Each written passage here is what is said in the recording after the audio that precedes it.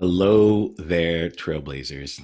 Niiamah Ashong here, and I'm really excited to help you as you move forward on your Outlier to Trailblazer journey today.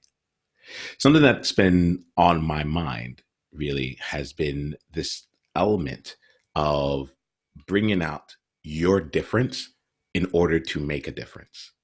I've had a really wonderful conversation earlier today with someone who just sees the world differently. And as we were talking, there was a natural progression, and the progression kind of happens fairly often when I first start talking to different outliers. And the progression was she shared a lot of things that she wanted to do, and her natural path, the linear path, the incremental path to success. And then at the very, very end, she like sneaked in, like, and then after all that, what I really want to be doing is, and all of a sudden she lit up. Her eyes started glowing, and like the energy like just completely changed. And it was really interesting because I get the chance to talk to people all day, and I felt myself literally move in my seat. My energy completely shifted, and I went and was being pulled into that conversation because here was a person who knew what she was about. He was a person who really, like, this is where one of her passions just lit up, and she brought it out to life. And the pattern goes that which we really, really, really want is put aside. That which we really, really, really want can't be attained until we go through all the rest of the processes. I'm standing here as someone who's offering you some space on that. I used to work as an actuary at one of the largest and consulting companies on the planet, you know, and while I was there, I got a chance to start working with other people who wanted to become actuaries. And as we were going through that process, as I was working with them and coaching them individually and in groups, one of the things, there was a massive insight that came to me one day. It was, I only kind of like the job that I'm doing, but for the people that I'm serving right now, if they had the chance to spend even one day doing what I'm doing, it would be a game changer for them. And here I am sitting in their seat. And the thing that was really, really interesting to me was that at the time I wanted to go and work in a tech company. And it was like, I'm over here sitting in this actuary's position at a top four consulting company. And there's someone else who's sitting in a learning and development seat over in a tech company who is like, I would give anything to go and be an actuary. And if I could do it in a top four consulting company, I would love that. And here we are, both two people sitting in each other's seats, each of us thinking that we had to do more than is actually available. When I was ready to leave the job as an actuary, it took me 2 months to get a job working in learning and development as in a tech company. It's like, and honestly, the path that it should have taken, the traditional path, would have been 2 years working in industry as in just in their HR department, and then moving into learning and development after another 2 years, and a path, and then being able to explore going from learning and development into tech. A path that was supposed to take 4 years, I did in 2 months. And it's because of this element here of actually going for what we really, really, really want. You are watching this right now and get a chance to experience this because I'm tired of not doing what I really want. And what I want is to connect with some of the coolest people that I know.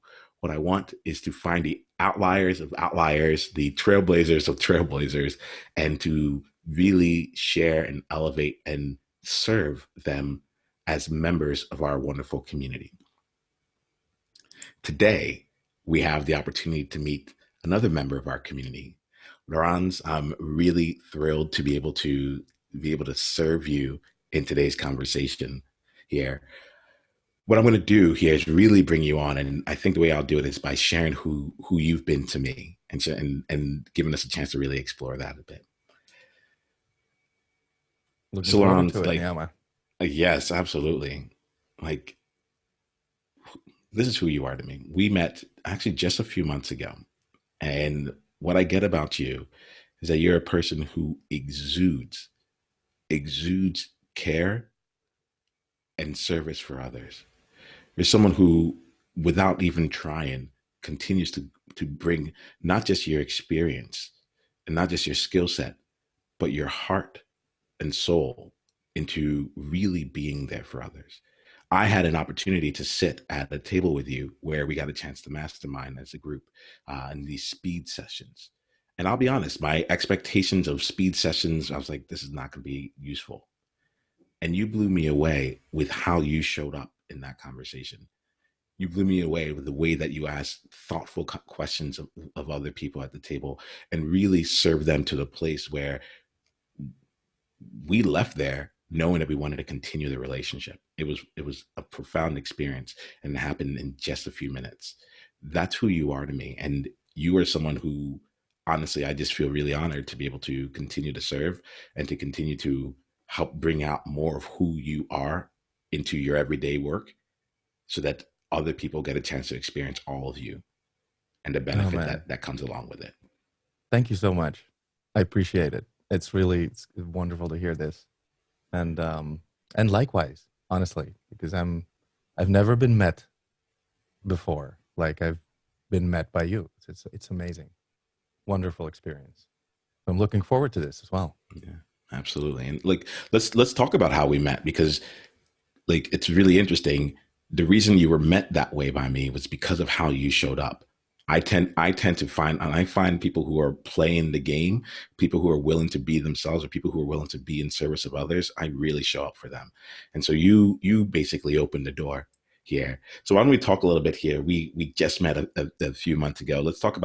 Um let's talk about like how we met and what you were doing there. I love to give people a chance to see what your outer journey looks Mm-hmm. like at this point, and then we'll spend some more time focusing on your inner journey to help you go from there. Okay, cool. Um, well, let's see. Just for everybody not in the know, my name is Lawrence, and my day job is agile management consultant. I actually kind of love that job, so I'm not stuck and feeling bad about that. But I'm also a graphic facilitator. That means that I make boring business notes fun. That's by night, right? So it's the superhero syndrome right there.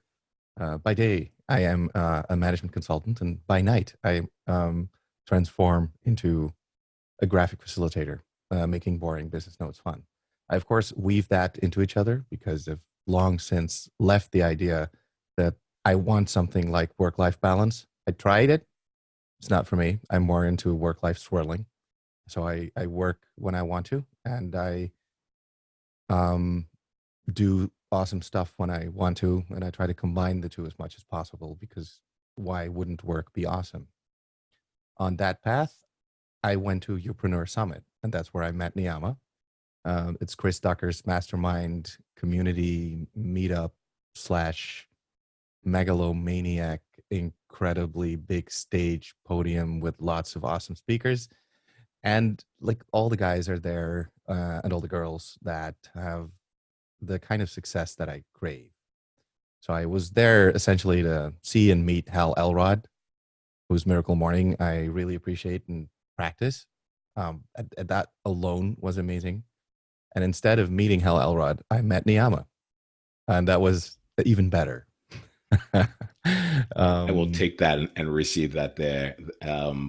There's an element here that I really appreciate about you, which is like you got yourself, even with all the things that are going on, you chose to be in that room there. It's um it's interesting to me because I ended up in that room because I had done some podcasts and doing some things in the past around that, but it had been a while, and I had gone on like a deep coaching journey, and I was like, I think it's time for me to come back out, And so I was surprised to see like Hal there and some of the other people there. I was like, oh, this is there are some names that are in this room, and I'm thrilled that we ended up at the same table here. Right? So I'm glad. Like, I would love to just. What I want to do is leave us time today to go ahead and mhm. just like spend some time in like in deep exploration and service of you. Um, I I find myself curious more about your story and such, and I'm going to trust that if there's anything else that needs to come out there, it will show up in our conversation. Right?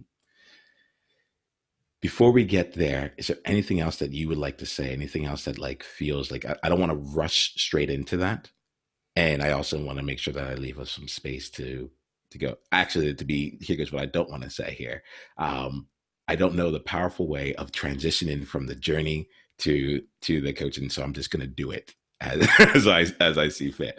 That's the reality of the situation. I actually feel a lot lighter just like owning that here, but given that there, I do want to make sure that I'm not trying to rush through to get to that there. And I want to make sure I give you some space. If there's anything else that comes to mind around like who you are from like the outer perspective, what most people, I think the thing is, what will most people see about you and think is actually you? Or what are some of the accomplishments that you have that like most people like, they're like, oh, okay, this is who he is from an external outer perspective. Okay. Yeah, that's something I totally not focus on ever.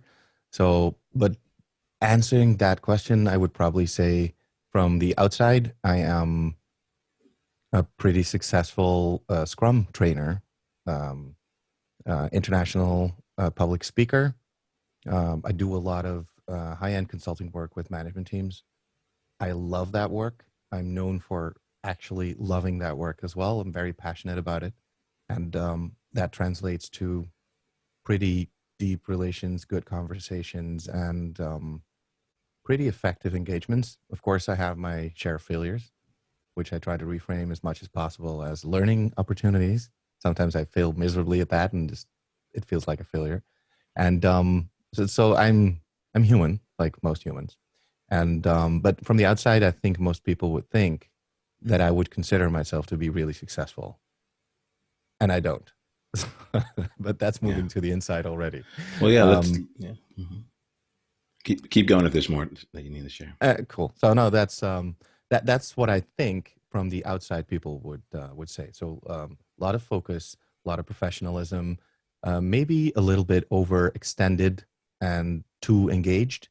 I think that taking that and moving it a little bit more to the inside, I think a lot of people would consider me to be pretty intense, and not always in a good way, right? Maybe a little bit too much in a lot of conversations. Um, and I am really. So that's actually one of the things that made our meeting so wonderful, because I essentially looked into a mirror, which is weird because I hardly ever have that exact experience. Like, this guy is like me on steroids. This is interesting, because you were even more intense when I met you. Mm-hmm. And that Mm-hmm. was, to me, that was extremely refreshing. Yeah. Yeah. I think it like honestly, I feel like that's where I really appreciate you bringing that in. I'm happy we got to this point because I think that's where I feel like I really met you. You know, like there was the external parts of what was going on there, but like I'm like, here goes someone who approaches service at the same level of like dedication, like the person you had to be in order to ask the questions that you did, in order to listen in the way that you were. Like that's what really excited me. That's Yeah. that's where I connected with you there. Yeah.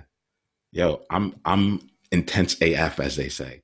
You know, Yeah. I don't know No. if anyone Yeah. says it, but I'm saying it. You know, I'm like as the kids say, I'm intense AF. You know, For and sure it's you are. yeah, and it's the reason why we're talking. You know, and Hmm. I think that's one of the things that's really important around from our outlier the trailblazer journey. We had a conversation, and I actually went and I captured the language, you know, of that, and I've been reading it and kind of and taking it in because in our last conversation that we had, you shared something with me that has profoundly shifted the way that I move. And for me, a profound shift can be about like a half a percentage point, right? But the Hmm. shift doesn't happen on the surface; it happens deep within my core. And you So what shared was the something, shift? yeah. Well, what you said to me was something along the lines of, oh, actually, to tell you the truth, this is awesome. So Lorenz was there when Outlier to Trailblazer became a thing. Like he was the first person to say it back to me. I said it out loud and he said it back to me. And other people at that table caught it, you know? Um, and it was, I asked him about it later on. I said, like, what outlier to trailblazer? I don't know what it means. Like, it's like, I don't know what it means. And yet he's like, it's like, but like, apparently it resonated, can you help me understand a little bit more about it? And we had someone else on the table who was just really adept at like capturing that moment too. So I was really supported by two people that I had come in a very short bit of time to really respect. And you said something to the line, to the effect of, when I heard Outlier to Trailblazer, and let me make sure I'm getting you right here, but when I heard that there, all of a sudden you made sense. All Yes. of a sudden you made sense. And the reason you made sense is like, aha, this is how he does it. He knows that he's different, and he just owns it. He knows he's an outlier, and he just owns it. That's why he makes sense. That's why he's in this room. That's why he's pushing, like, that's why the intensity can feel whatever it feels, and he just owns it. And that to And me he, indeed was the main insight I had when meeting you, because I've been modulating the intensity out of fear of overdoing it. And here I met you sitting at that table, being not just yourself, but actually almost exaggerating it, like dialing it up, not going to 10, but to 12, because why not? So intense AF indeed, but in a beautiful way. So it's not like to be abrasive or anything like that. It was a wonderful experience, and it made me so jealous. Not in a like I don't want you to be that way kind of way, but in a oh man, why hadn't I thought of that kind of way, right? So it was for me, it was an 80% shift, not a 1% one. Because after that table sitting, I had like, okay, so this is what I'm going to do. I'm going to totally own who I know I am. And that was an amazing experience. So I'm still very thankful to you for that, because that was, as much as you're saying, yeah, you were there when Outlier to Trailblazer, you were the first one to say that back to me. You were the first one to make me realize that I've always felt like an outlier, but I could reframe that as, no, no, no, I'm not an outlier. I'm a trailblazer. And that feels better immediately. And it's the same thing, really. It's just the outlier who's become a trailblazer is an outlier who's owning that shit, right? I don't know if I can say those kinds of words in You this can say podcast. whatever the hell you want to say over here. This Okay, is good. it's an interesting place. I'm like, be more you, and that comes, and with it, there's it's like No, it comes because with everything, right? I have a little bit of a New York streak to me, and so I have a hard time not All saying right, F. one second. I'm gonna pause you real quick. No disclaimer needed. Be you. You're good. Okay, thank you very much. Mm-hmm. Um, I'm gonna try to keep this clean though, because I think that's good for listeners, so that anyone can listen in and not have to dial out because of the language I use. But Yeah. normally, So like so my ask of you here in this conversation is to not worry about anyone else listening, right? cool, And to let them remain in their power to choose how they want to experience this. On this podcast, people fucking curse. It happens, but it's not out of any other thing than the natural expression of themselves. And that's what I need to be able to play with, that natural expression of you, right? If we're really going to be able to have some things here. There might cool, be it's noted on the podcast that that's not like suitable for children in these specific ways, and there might be a time later on where I find a way to cut out some of that stuff, but let me worry about that in terms, like, and you just keep showing up here, because honestly, that wonderful, it's that level that I want. That's the only thing that would like really excite me, not the cussing, but the fact that you're not holding back. cool. In that case, I won't be as mindful of it as I would normally be in a Yeah, podcast. let that go. Just let it go. Cool. Yeah. So like, I mean, this is the real deal, right? This is what we're here for. I, I Hmm. I love to play this game here because honestly, we're both exploring. We're both learning more about what it is, and I'll be curious for you. You said that you had an you had an insight from seeing the way that I chose to be, and for you it was like level 12. For me, like, honestly, I was just like, I was warming up. So the like I'm like, you ain't seen nothing yet, my friend. The fact is, when I bring that intensity and there's a smile on my face, it's a whole new level. It's like Super Saiyan 4. So the I'll be curious, like, can you think of one area in your life that you brought that into? Maybe one specific instance of your life that you brought that insight or that area of like, I'm just going to own this about me here. And I'll be curious, like, you can either share the story around it. What I'm curious about is you talked about like some like the failures that come up. I'm curious about like, okay, you saw this, you're like, aha, it's about owning it. And you went out into the world and you said, I'm going to own it, and I'm curious about how it worked out for you. Great, bad, or neither. Like, I'm just It really curious worked about that. way better than I thought possible. Like, really, it is the gift that keeps on giving, that insight. Because what happened to me was I went back with the insight of, so maybe if I reinterpret what some people have been saying to me in this way, I can actually make it work for me instead of being feeling bad about how I am and act and present myself in the world, and trying to change, actually change a different direction by being much more secure in the level of intensity I bring to most conversations, and especially the level of sensitivity, because that was my main insight. I saw you being very sensitive, but also being very forceful about it. And that was a combination I hadn't considered before. I've been told for like as long as I can remember, yeah, Laurens, you're a little bit sensitive. You really need to grow a thicker skin. And I've been told that by people who I deeply respect and admire, also both personally and in business. So that's the thing. And when I was in university, which is like way back when, my friends used to call me, well, you're the guy that gives a fuck. And and they meant that kindly, but also like, yeah, I mean, you're like the bleeding heart, always helping out people.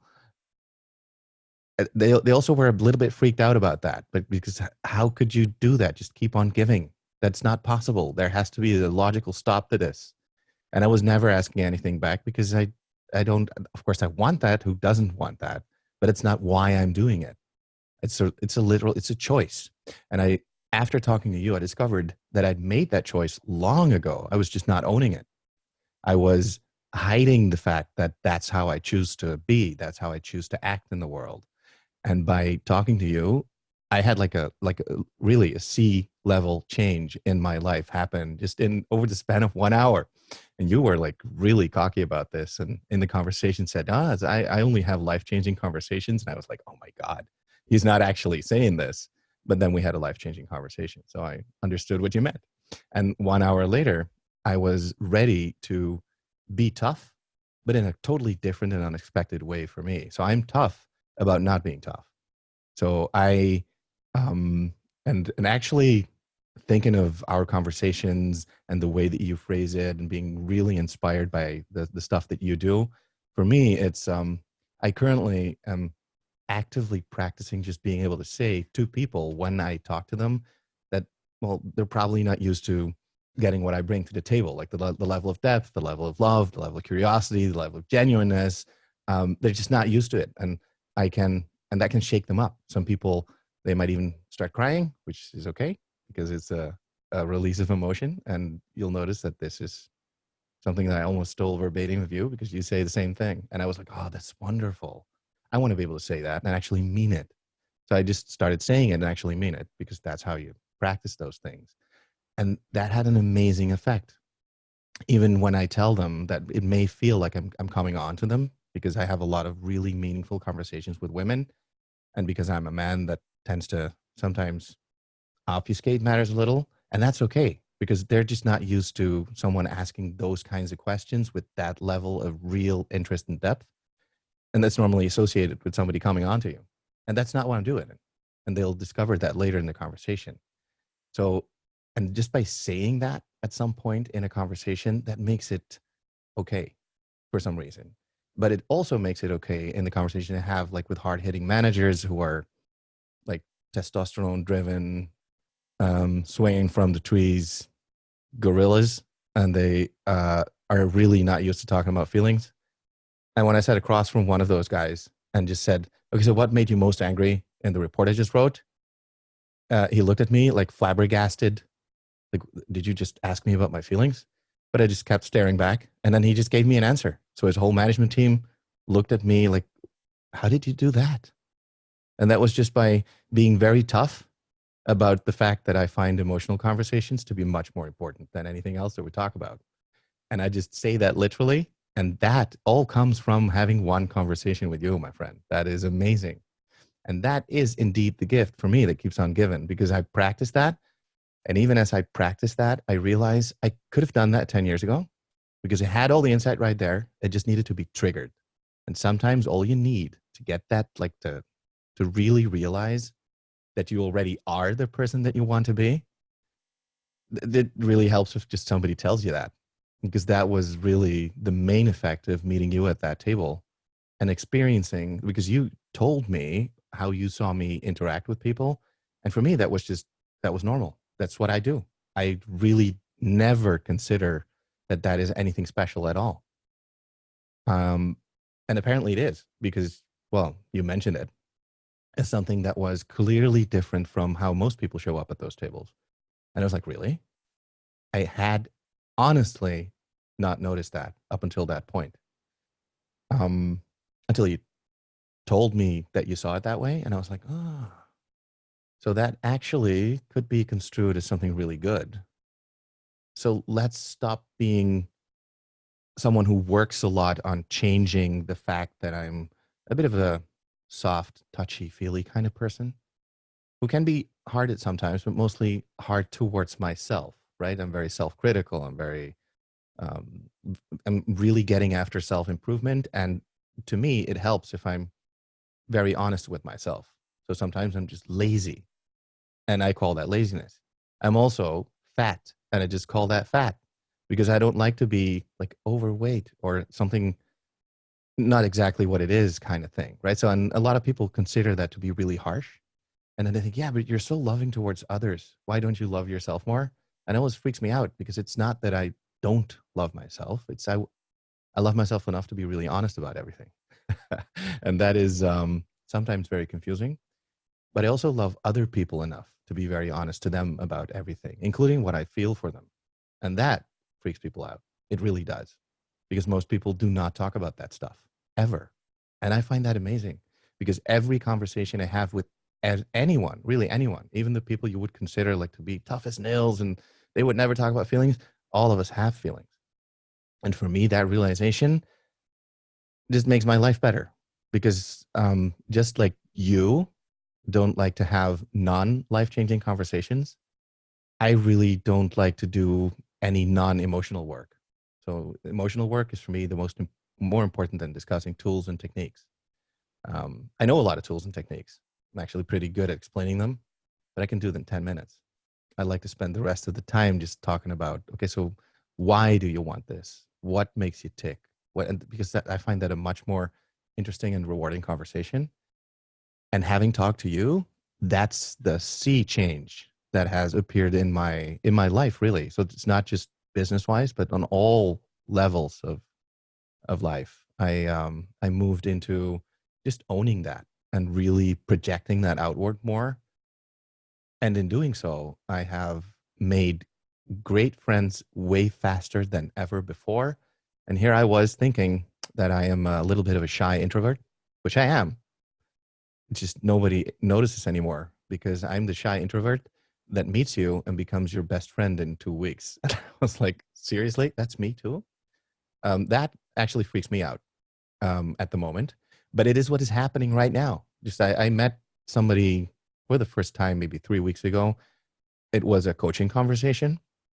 I decided to steal some of what you do, actually practice it because it's not really stealing, it's being extremely inspired.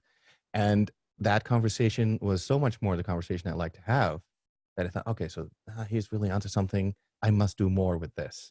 So I did more with that. And then within 2 weeks, I started noticing that we might as well skip the whole coaching conversation thing because we'd become friends. And I've never become friends with somebody that fast. And that is all because I now choose to show up as who I am now, including all my insecurities, everything I'm working on, all the stuff that I'm struggling with, including really everything. And I'm just putting all that out there, talking about it, not being ashamed about it, or at least when I'm ashamed about it, telling that as well. And that makes me apparently so much more relatable than I ever feared possible, that I connect on a much deeper level, which is actually the thing I'm craving, that deep level of connection with people. And now I'm getting it, honestly, just by asking for it. Not literally, but by asking for it, by talking about that. And then people that don't like it, they run for the hills, and that's okay. Because the most important insight that you gave me at that table, that it's okay if people run for the hills, because I know I'm intense. It's not that I don't care. It's that I don't want to meet anyone who can't take this. Well, not that you don't want to meet anyone who can't take this, but you don't want to change yourself just for that. You want to meet the people who love that shit. And that's exactly what I've been wanting all the time, but I've never been asking for it. And if you don't ask for it, you won't get it. And that for me was a very important insight. You just have to ask for it any way you know how. Laurens, I really appreciate you sharing this here because this is the journey. This is the journey. I really respect you as well. It's the reason, like, another reason why we're having this conversation. So you mentioned a few different words in here that I just want to like slow down because I think people sometimes see, again, we're really exploring the inner journey that goes along the outer journey, right? And it's like all of a sudden you're like, oh, one day he showed up and he just owns this stuff, right? And it's like, well, one, you've used the word practice very deliberately multiple times. And that is actually my word of 2020, practice, to really just because that's what it's about. It's never easy. And it's like, it's sweat inducing or like, breath, that first time I said to someone, my standard is that I have a life-changing conversation. And at this point in my life, I refuse to have anything less than that. Like, my fear was that they would consider me cocky. Now I'm like, that's fine. Like that you're like cocky's on, like that's fine. I still know my standards, It is but cocky though. and I'm okay with that. Yeah, I like exactly. because to me it like cocky is not an absolute thing, right? It's a relative. It might be cocky to you, and to other people they're like, cool, like that's the only game I want to play, so we're good. Like I'm just glad that you're just telling me what it is. So Mhm. there's I've been finding that there's a lot of things that are actually that I thought were absolutes that are actually just really really relative, and it just depends on that person and what they're looking for and how much work they've done and what they feel to be okay or not. And that's their work, not my work. Right. But the aspect of that word practice is so important because it doesn't just happen overnight. It's like the insight can happen overnight. The integration takes practice. Yeah. Yeah. You Change know? takes seconds, but working your way up to that change can take years, And to decades. get it into your body, to get it into the place where you're not thinking, oh, I'm gonna like the fact, like it's this. I have this framework. It's based on um the four stages of learning, right? And it's the stages are level one, unconscious incompetence. You don't know what you don't know. Level two is conscious incompetence. Oh no, I now know that I didn't know this. Level three being conscious competence. When I think about it, I can do it. And then level four is unconscious competence. I love to, and that's when you don't have to worry about it at all. It's just who you are. So when you saw me at that table, I had now gone through practiced enough that I was like at that unconscious level. I don't remember what I said. I don't remember how I showed up. Everything you're saying sounds exactly like like how I would be. I'm like, hey, I'm like, oh, I let them know about the life changing conversations. Cool. But it's really cool. Like, so that those four stages are based on like just learning principles. I can't remember whose model it is, but it's not mine. But I like to look at like how do you go from one level to the next. From level Hmm. one of unconscious incompetence to level two is all about discovery and awareness. Level two to Yeah. level three is all about experimentation, and level three to level four is about practice. And to really give yourself that opportunity. I love to look at um, There's a stage beyond level 4, which is level 5, which is when you're able to bring other people along the journey, right? And that, to me, I call leadership. My mentor, he Yeah. calls it he calls it mastery. And I think that there's an element of this that I want to call out too. You are experiencing, and I'm using some of your words and all that stuff there because I'm standing on the shoulders of giants, and I'm a giant myself. And now you're experiencing it, and you're bringing it out into the world, and people are seeing how you're showing up, and it's giving them the opportunity to do something similar. So, like, just so you know, how you're being is also in and of itself wave inducing. Mm-hmm. Yeah. So really quickly here, I just want to check in with you. It looks like there might be some things that you have to like organize on your end. Do you need some time to just address that, or are you able to be here? Because I want to move into something that's a little bit deeper, but I want to make sure I'm you here. also have space for I'm that. here. Okay. Yeah. Okay, cool. Um, It's the Dreyfus model, by the way. oh, thank you. Thank you. Dreyfus model. There it is. Um, you also spoke about honesty. And then Yes. you also spoke like, and for me, that feels like everything you're doing is just being honest and not and letting that live. So let's do this here. I'm happy we got a chance to explore a bit of your journey and how you've seen like your transition and how you're going about it.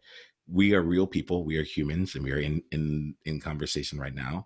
We have about like 15 minutes right now. We'd love to spend that time just in pure service, knowing that even just going through this part of the journey with you has been in service of you. So I'm just like we have 15 more minutes, and a lot can happen in that time. So given that there, if this was going to be a life changing conversation for you, and we were able to have and we were able to have speak to emotion on the level that is more intense than even you're used to, what would we need to talk about that would really serve you today? Ooh, that's a tough question, Niiamah. Mm, let's see.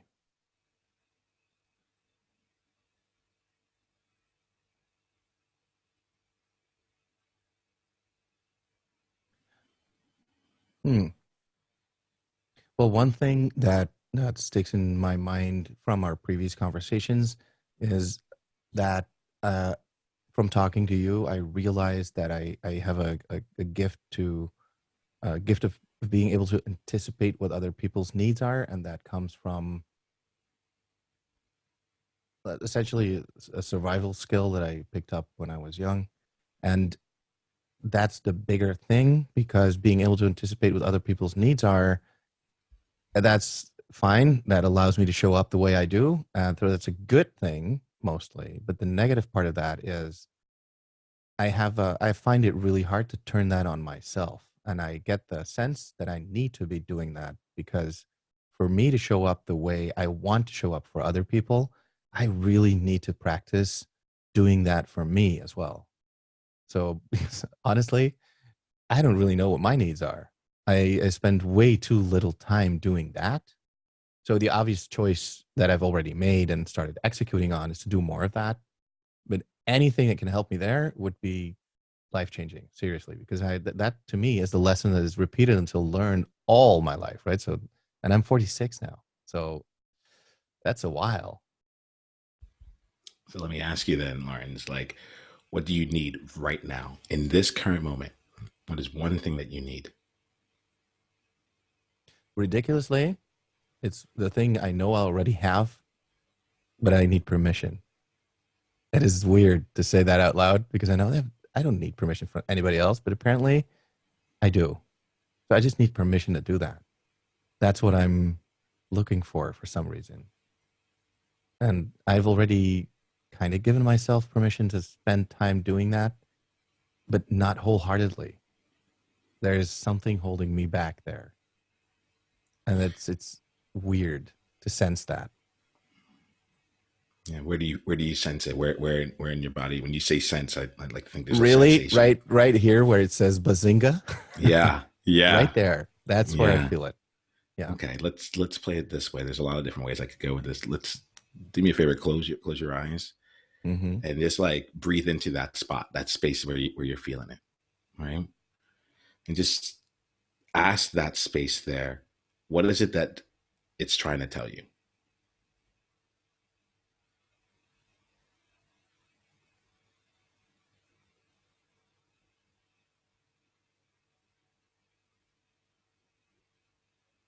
I see you smiling. Yeah, yeah. I like visualizations like this, and for me, the first thing that popped up, like immediately when I closed my eyes and started really deeply breathing, it's okay, go, and then that started repeating itself. It's okay, go, with more exclamation marks. It's Very okay. cartoony, actually. So totally Yeah. fitting the bazinga thing. And Yes. but yeah. So stupidly, I've just now given myself permission by getting permission from you to give myself permission, which is amazingly weird, but it works. Thank you. So I'm Yeah. happy now. I'll take that. I think the thing about it here is this here. Like actually I need to check in before I talk about it from like what might have just happened. What is the permission that you needed to give yourself?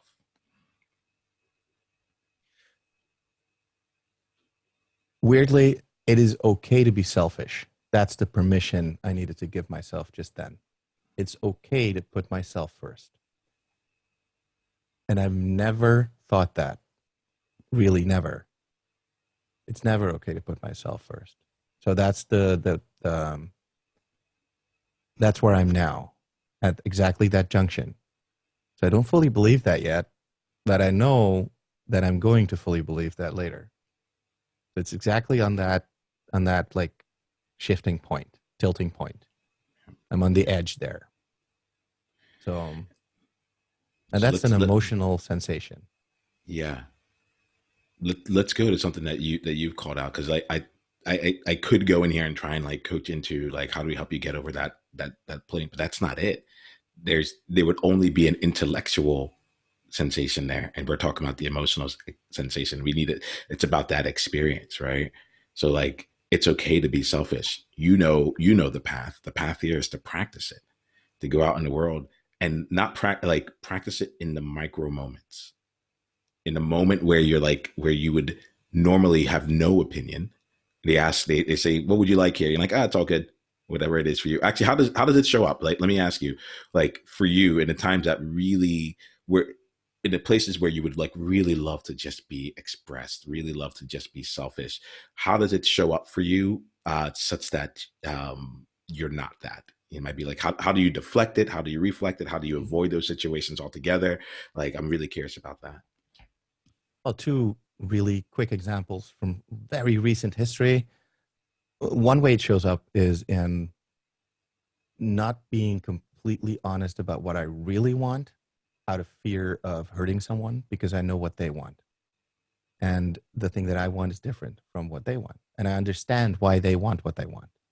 And I feel for them and I empathize with that. And I know that it kind of sucks when somebody tells you no, or tells you otherwise. Like, oh, so that's just not what I want. I'm okay with doing what you want, but it's not what I want. And the thing is, that's exactly what I'm going to do. If I've decided to do that right now, that's something I've been putting off for a day that I need to tell um, my wife in this case that the thing that she wants to do on Friday is just not what I want. And it's not a big thing, right? It's a small thing, but it's big to actually say in those words as opposed to sort of kind of being okay with it. No, it's either I'm totally not okay with it, but I'm okay with not being okay with it. It's a little bit weird to say like this, but that needs to be said because that is real honesty. And it's not bad if that hurts someone's feelings because then we just take it to the next level, become closer as opposed to fighting about that stuff. But also in my job, because that's the other example that popped to mind. And that's actually something that I realized, I've been practicing that a little this morning because I woke up too late because I was home at 1 last night. So it's a little bit late to be home from work. So I overslept naturally because normally I wake up at 5 a.m. That just didn't happen this night. So I woke up too late. And that meant that I could either race to the office and have this conversation there in a room that's not like perfect for these kinds of conversations, or I could stay home, send an email. Yeah, sorry guys, I need to call in at 10. Um, and I know this is bad because you wanted me there, but this is what works for me right now. Normally, I would never do that. Normally, I would have raced to the office, just made do, had this conversation at the wrong location, essentially, and then show up for that meeting that will probably start late, not have everybody present anyway, and veer off course within 10 minutes, leaving me annoyed for actually putting that first over the thing I find much more important, which is this conversation with you. So being egoistical about that, I just prioritized what I really, really think is more important to me and in the end to everyone else, which is having this conversation and then dialing into the other one. It's a small thing, really, because I know most people think, seriously, It's all that's the small thing that things. freaks you It's out? all But small things. that for me is huge. It really is like that small, and it's like, and it starts to like cascade. It becomes a practice. If you can't do the small things, then you're definitely not going to speak up for what you want on the things that really matter. You Yes, know, exactly.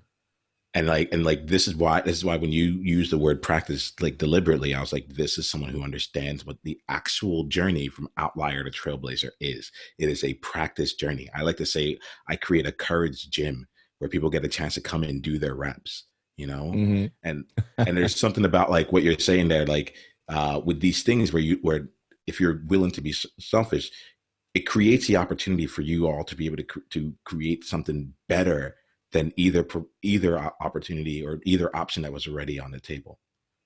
And Yeah. what I get about you is that you're willing to engage in dialogue about this, to actually create what it is that you're looking for. And that's Yeah. like, And also to reframe that selfishness, because I realize now that that's actually the wrong word.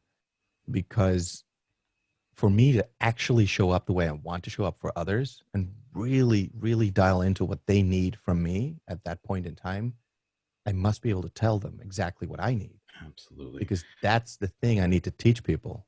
Not just how easy in the end that is, but how wonderful, how amazing, how powerful, and how necessary. absolutely. It's this, there's just these small things. Like, I mean, even before we started, I was like, please be as selfish as possible. And it's very counterintuitive here, but I'm like, the more that you are selfish, the better off everyone else is going to be, because you are actually speaking to the things that are on their mind. You know, whether you call it selfish or you reframe it, like the fact that you're owning what it is that you want and you're engaging and you're creating space to actually have that also be a part of the game is just game changing. Yeah, plus I it think that, depends on what you need, right? So for me, the selfish need is true connection with others. So in the end, that'll be good for everyone yeah. to be better at that. That's why I need to be selfish at some times. And that's a practice thing to keep the balance right. That's what I'm currently practicing. And I realized I already started, even though I thought I hadn't, Yeah. when I talked to you just now. The game is already afoot. So let's do this Exactly. here. We're going to wrap up this conversation so you can Mm-hmm. make it into that next one there.